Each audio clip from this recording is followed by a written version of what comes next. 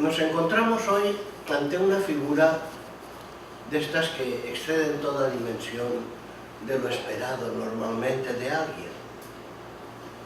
Estoy acá con Fray Óscar Valderrama y nos hemos atrevido a asomarnos a la vida de un gran hombre, de Fray Marie-Joseph Lagrange, el padre Lagrange, el que puso en marcha una de las instituciones que más ha servido a la Iglesia. Me estoy refiriendo a l'École Biblique de Jerusalén, la Escuela Bíblica de Jerusalén, con todo su aporte enorme al conocimiento de las Escrituras y a todas las ciencias que envuelven ese acercarse a la palabra de Dios. Hola, Óscar, ¿cómo te sientes ante esta figura tan enorme? Bueno, yo tengo que reconocer que mi mundo se maneja más en el siglo XVI, XVII y hacia atrás, ¿no? Pero él es una persona como muy atractiva en su forma, ¿no? En su aporte, en su visión, en lanzarse. Es un hombre muy lanzado, un hombre capaz de soñar y hacer realidad sus sueños. Es como tiene muchos contrastes. A la vez es un hombre obediente, pero a la vez un hombre que presenta respuestas frente a las situaciones, se enfrenta. Entonces es bien interesante. Él es un hombre que llama la atención, mezcla actitudes muy diversas.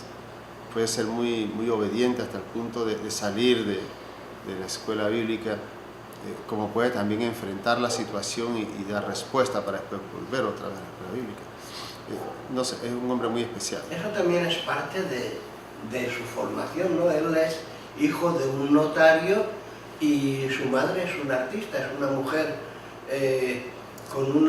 según la describen, una mujer muy dulce, una mujer con un sentido artístico hondo y a la vez una mujer de oración. Entonces, todo eso va influyendo en su vida y es lo que hace que en un momento dado él piense dedicarse a la carrera del derecho, siguiendo más bien la línea de su padre, ¿no?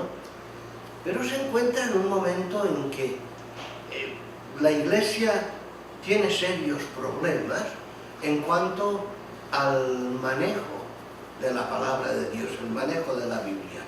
Los avances de la ciencia van pues poniendo en cuestión toda aquella parte de mito que puede haber, ¿no?, incorporada a los relatos bíblicos como género literario. Y Marie-Joseph Lagrange es un hombre, como tú acabas de señalar, que se siente retado, ¿no? Se siente retado y entonces, en vez de quedarse en una interpretación meramente mística o espiritual de la Escritura, él va en búsqueda de respuestas. Pero eso también va a ser por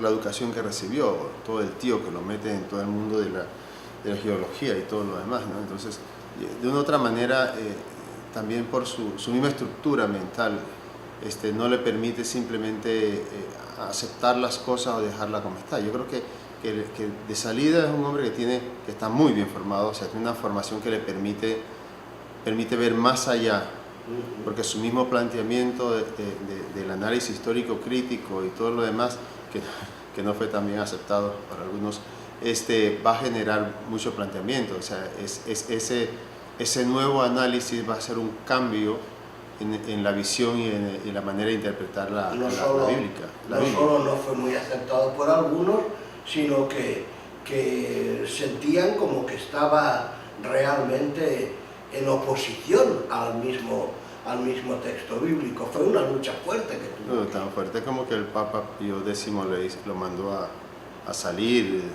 del Instituto Bíblico y otras cosas que le puso, ¿no?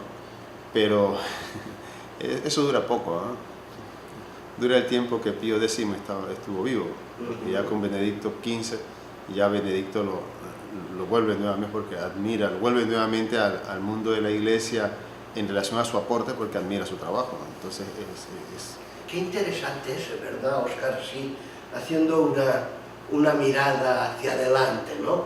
Un poco futurista.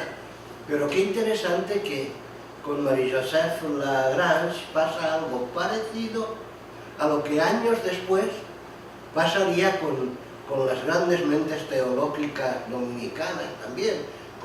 Me estoy refiriendo a Yves Congar, me estoy refiriendo a Chenu, estos hombres que con una visión muy honda se atreven, se sienten retados a profundizar y avanzar, y también en un momento dado se les dice, no, apártense, cállense, piensen, y eso les da una fuerza mucho mayor, y de hecho son la gran fuerza después en el concilio, ¿no? Pero fíjate que parece normal en la historia que ocurre. Fíjate que los tres tienen también la misma, los tres que has mencionado, pues, tomando a Lagrange, tienen las mismas características, no son hombres muy obedientes, pero también a la vez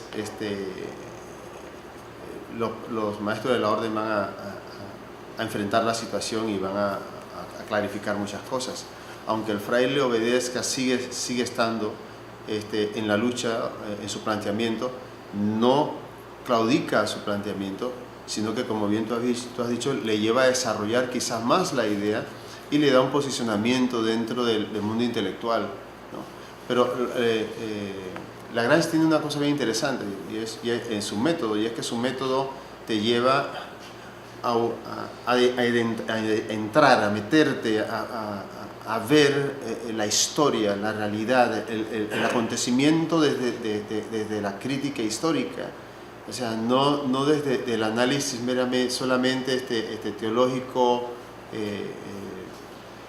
espiritual, para llamarlo de una manera, sino que te dice, bueno, esto está inserto en una realidad, en una situación, y a partir de eso tú tienes que ser capaz de releer nuevamente la Biblia, ¿no?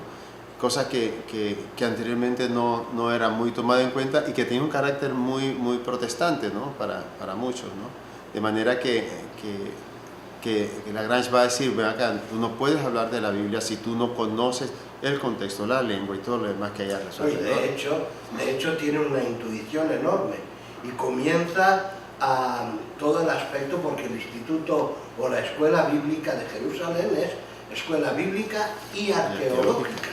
Él en montículos dice, no, ahí hay resto, y va descubriendo, y además lleva a sus alumnos de la escuela bíblica, los lleva a trabajar sobre el terreno y a ir descubriendo pues huellas de civilizaciones que ayudan a entender mucho más los textos bíblicos desde las realidades que van descubriendo de los pueblos de alrededor. Es la influencia que se tiene. Es como si decimos ahora cuando decimos ahora que tú no puedes acercarse a un texto bíblico e interpretarlo solamente desde el texto, sino ver su contexto, ¿no? Y cuando tú le comienzas a hablar a la gente del contexto, la gente comienza a descubrir un mundo diferente. O sea, las personas que están estudiando comienzan a descubrir que la Biblia está inserta en una cultura, y esa cultura está inserta en una sociedad mucho más amplia que va a influir en ella, ¿no? Va a influir hasta en tradiciones, en costumbres, en visión del mundo, hasta en experiencia de Dios, ¿no? En signos. Mitos anteriores de otras culturas que pasan y engrosan la mitología bíblica. Sí. Ese planteamiento va a ayudar entonces a que la Iglesia de una u otra manera se comience a actualizar en la interpretación bíblica. Definitivamente creo que ha sido de los últimos aportes, por eso lo ponen a él después de San Jerónimo como una gran lumbrera, ¿no? O sea, Lagrange está considerado para algunos como uno de los hombres más importantes al nivel de... Es curioso un dato que, como tú señalabas antes, fuera de cámara, que es una relectura, ¿no? Y es el dato que suelen dar de que a sus 3 o 4 años su mamá lo llevó donde Jean-Marie Vianney, el padre San Juan Vianney, ¿no? Y San Juan Vianney lo señaló como que ese muchacho sería en el futuro una gran lumbrera para la Iglesia.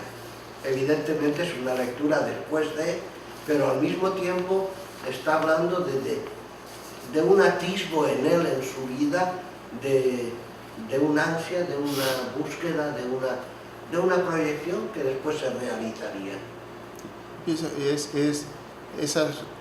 relecturas que le dan valor a la persona, o sea, como que ubican a la persona en la misión que va a realizar, que yo creo que es muy válido, ¿no?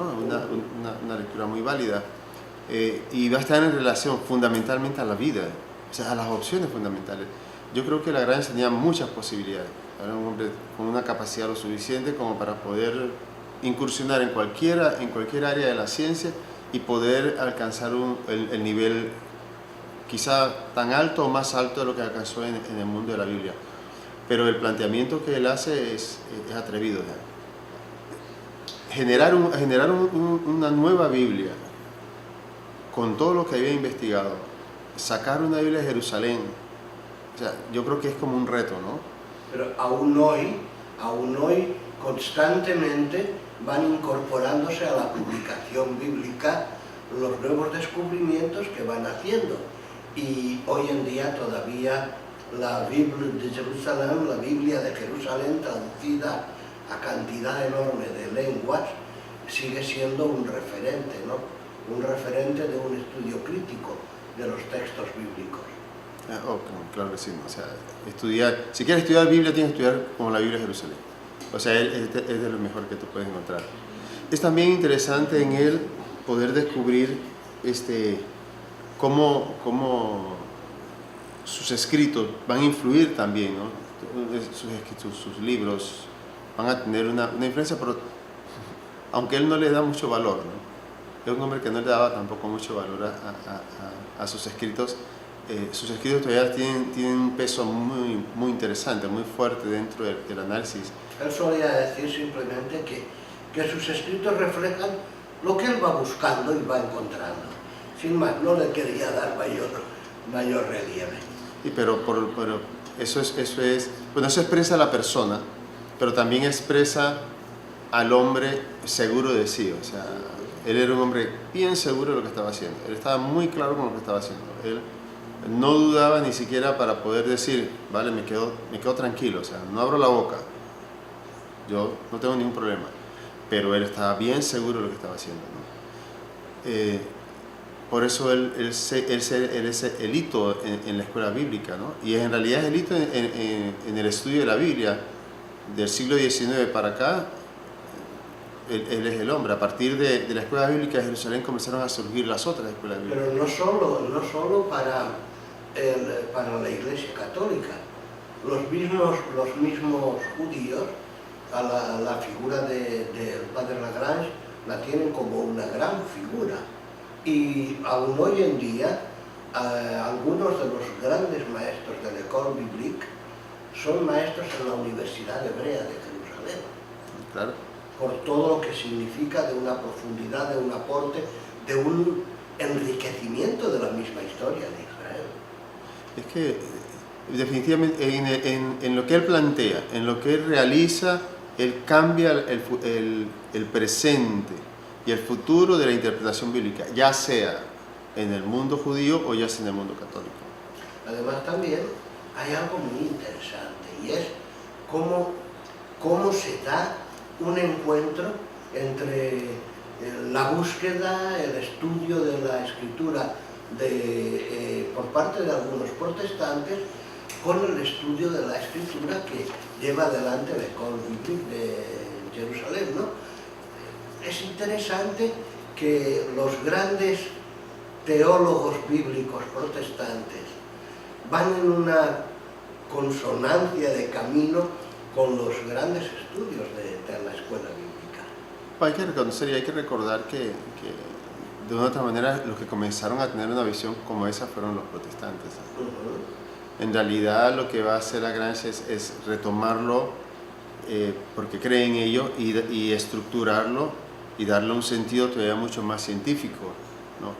Por eso las reacciones contrarias a Lagrange acusándolo de estar más en tendencia protestante católica y le lleva con todo lo que es callarlo, sacarlo de Jerusalén y todo lo demás. Pero el aporte que él hace, el desarrollo que él lleva, el planteamiento crítico, no solamente va a abrir en ellos, sino que va a abrir también una puerta a una aplicación de la realidad bíblica, en este caso como católico en el mundo de Jesucristo, al mundo en que yo vivo. O sea, no es simplemente una realidad de fe donde Dios y yo nos manejamos, donde el Espíritu me anima, sino en mi acercamiento a la realidad, en mi respuesta a la realidad, en mi interpretación sobre Jesús y sus acciones, de manera que me va a insertar en la historia en la que estoy viviendo, comprometiéndome a trabajar en ella. No simplemente estar ahí como un signo de presencia de Dios, sino de acción de Dios para la transformación de la sociedad y construcción de un mundo más humano, de un reino de Dios en esta tierra. Yo creo que lo que aportó Lagrange, creo que va mucho más allá de lo que él se pudo imaginar, ¿no? Mucho más allá de lo que él se puede imaginar. Él tenía una visión muy clara, tenía una visión muy específica y un trabajo que él amaba, porque él amaba eso. Pero tú hablabas antes de que era de su estructuración mental. Evidentemente, todo lo que él tenía en cuanto al estudio del derecho, le había dado unas normas para su estudiar y posteriormente, él cuando, son suprimidas las órdenes religiosas en Francia, él pasa a estudiar a Salamanca y allí se encuentra con una profundización muy grande a nivel teológico que después formará parte de su estudio bíblico. Él mismo hablaba de que su estudio es un estudio orante, que él se acerca a la escritura siempre descubriendo la acción de Dios en el caminar de su pueblo. Yo, cuando comencé a leer ahora para este programa algo sobre él, me llamó la atención, ¿no? Me llamó la atención. Yo no sabía con claridad que él había estado tampoco en Salamanca, ¿no? Yo creo que muy poco lo sé, a no ser que te metas a leerlo y a estudiarlo, pero uno de Lagrange tiene solamente en su cabeza normalmente el fundador de la escuela bíblica y todo lo de la escuela bíblica, como de la escuela bíblica en adelante, ¿no? Pero se me hizo interesante porque uno puede amarrar lo que él ha vivido. O sea, tuvo que salir de su tierra, tuvo que salir de su país por la situación política, la realidad social en la que está viviendo. Se va a una España que tampoco está muy bendita, que digamos, ¿no? Pero tiene toda una formación que le permite manejar como dos vertientes diferentes. O sea, la vertiente teológica francesa es una, la vertiente teológica española es otra. Amén de que es un hombre que domina muchos idiomas. Entonces, cuando tú dominas idiomas, incluidos los clásicos, sí, el griego, cuando tú dominas idiomas, tu universo se hace todavía mucho más amplio, porque para ello tú tienes que conocer también algo de cultura de esos países. Es como si se fuera construyendo un rompecabezas en la vida de él para que pudiera estar lo suficientemente preparado y generar lo que después, según una intuición, pero también un mandato, porque él va a Jerusalén con una idea muy concreta, se va a convertir en el Instituto Bíblico de Jerusalén. Es interesante porque no es una sola cultura la que va a permear la vida de él y su visión del mundo, mucho menos su visión de la Biblia, sino es como una multiplicidad de culturas que lo enriquecen como persona. Pero también su mundo de fe, ¿no? Es un hombre de mucha oración, es un hombre muy unido a la fe en María, muy cercano a la realidad de Jesús en su Evangelio, de Jesucristo, plantea muchas cosas en su libro. Entonces él es un hombre de una fe también muy viva, ¿no? Y una conciencia de Dios, si se me permite decirlo, como que aunque yo estoy ejecutando el proyecto, mi proyecto es una realidad de Dios, ¿no? Por eso es capaz, con toda la libertad, de salir de Jerusalén y animar a sus compañeros a que sean obedientes, pero que también sigan adelante. O sea, si esto es de Dios, seguir adelante. Muy clara la presencia de Dios en la historia. Entonces, que lo que uno va haciendo es un poco, si quieres, aquella recomendación agustiniana, ¿no? Háganlo todo como si todo dependiera de ustedes, sabiendo que todo depende de Dios, ¿no? Es decir, ese descubrir que la historia es la vida y que en la vida está Dios, ¿no? Pero uno tiene que hacer su parte y tiene que caminarla, porque solo así construye vida. Sí. Tiene claro. Y esa claridad se fundamenta definitivamente en ese Dios que forma parte fundamental de su vida. Ese mundo de oración y esa realidad de María, ¿no? Es un hombre también muy mariano, es un hombre que vive eso. A mí me gustaría, no sé, como ver las repercusiones, no sé, yo creo que las repercusiones de él, y todavía vuelvo nuevamente a lo de la reinterpretación y aplicación sobre el método histórico crítico, Sí. cómo ese método nos ha permitido en este tiempo poder tener una fe que responde y hace presente a Dios desde la historia del hombre, ¿no? No una fe que nos mantiene fuera del mundo, ¿no? Sino una fe que nos mantiene dentro del mundo, porque en ese mundo es que Dios, en la persona de Jesús, se va a hacer humano y se va a hacer presente, y la salvación se realiza en esa realidad social. Las culturas vecinas y demás, se entiende cosas que si lee uno el texto puede estar entendiendo lo contrario de lo que dice. Y es precisamente ese tener vuelvo a repetir la palabra, el contexto humano y social, lo que permite entender la realidad concreta de la cual se trate, ¿no? Claro, porque si tú no lo ubicas, si no ubicas la encarnación, en el concepto de encarnación, o sea, Dios se hace humano en el mundo, en la historia del ser humano, y si tú lo quieres sacar porque lo sientes más divino, porque le das un valor mucho más trascendente, entonces estás vaciando la acción de Dios en la historia para poder salvar al ser humano. Es interesante. Casi podríamos decir que Dios se está encarnando y tú lo estás desencarnando, sacando de esa realidad. De una u otra forma, sí, en esa historia le estás sacando esa realidad. Y el método histórico crítico nos ayuda a verlo. Es algo que para mí cambió la visión de la interpretación sobre la realidad de Dios en el mundo, ¿no? Nos hace ver a un Dios que camina en la historia del hombre sin dejar de ser Dios.